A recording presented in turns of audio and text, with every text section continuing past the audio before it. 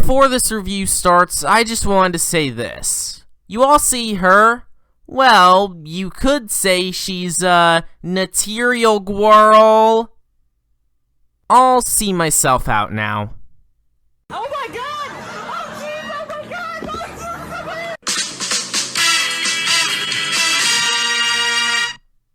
Oh, Hey everyone, this is Isaac here, and welcome back to Isaac Reviews 2022. Avatar is the highest grossing film of all time, and yet the cultural impact it left behind was honestly pretty minuscule compared to a lot of other movies that crossed the billion-dollar threshold. And for a film that holds that impressive title, it's nothing terrible, but I'm not sure why it was able to make almost $3 billion at the global box office. Now, in terms of visual effects, this movie looks incredible. Even after 13 years, the CGI has only aged like a fine wine, and the great cinematography and mesmerizing score from the late James Horner only added onto how much of a visual spectacle this movie was. Unfortunately, it has a very poor script with a rather preachy and tiresome environmental message and some pretty forgettable characters. Still, it's nothing bad, and its visuals are fantastic, but if only the writing could have also been that way. But here we are now with the long-awaited sequel, Avatar: The Way of Water, the subject of today's review. After 13 years of waiting and many delays, James Cameron is bringing us back to Pandora with an all-new underwater world to explore. I mean, underwater CGI is nothing new, as there have been plenty of movies that made prominent use of undersea locations, such as The Phantom Menace, Aquaman, and more recently Black Panther: Wakanda Forever, but while those sort of movies would use CGI and green screens to make those scenes happen, Cameron developed an entire new underwater motion capture system to use for this movie. At least he's dedicated to his craft. So anyways, The Way of Water is finally here now, so was the 13-year wait worth it? Well, I guess I'd say it was. I mean, I would consider it a step up from its predecessor, but I still had a few problems with it. Like the first Avatar, The Way of Water's biggest problem is that for a major blockbuster, its writing was kinda weak. The family drama was a little forced, there's a bit too much exposition dumping in the first hour, and the villain, Miles Quaritch, could be a bit cartoonishly evil at some points, even if he's supposed to be a pure evil monster.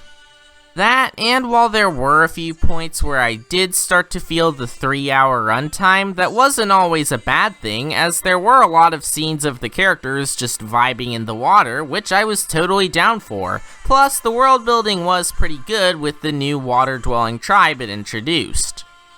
Alright, I've been holding off on this part for long enough now, so let's talk about the visuals, because this movie honestly has some of the best CGI and visual effects I've ever seen in my entire life. The underwater motion capture technology used here really paid off, where unlike a lot of other movies set underwater that look all dark and dirty, this one's aquatic locations are bright and vibrant, and the incredible cinematography only amplifies the underwater scenes.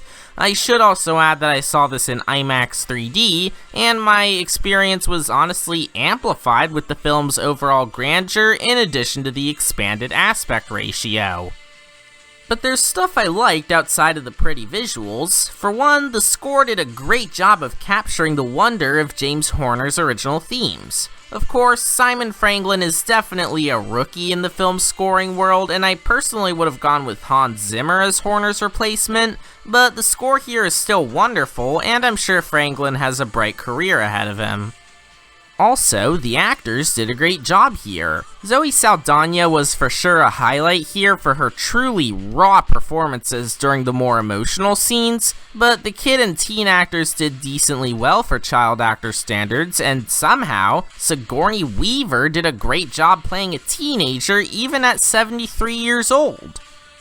Really, I know this review is kinda short, so forgive me, I just didn't want to get into too much of the spoilery details, but I'm kinda surprised as to how this movie turned out. In spite of a few shortcomings, Avatar: The Way of Water made the 13-year wait worth it with some great world building, strong acting, a wonderful score, exciting action scenes, and some groundbreaking visuals. For fans of the first Avatar, you'll definitely get a kick out of this one. For those that didn't enjoy it, however, it's still a step up, but at the end of the day, it's your decision to watch this stuff. I mean, I'm not forcing you to watch something or not, I'm merely just giving some suggestions.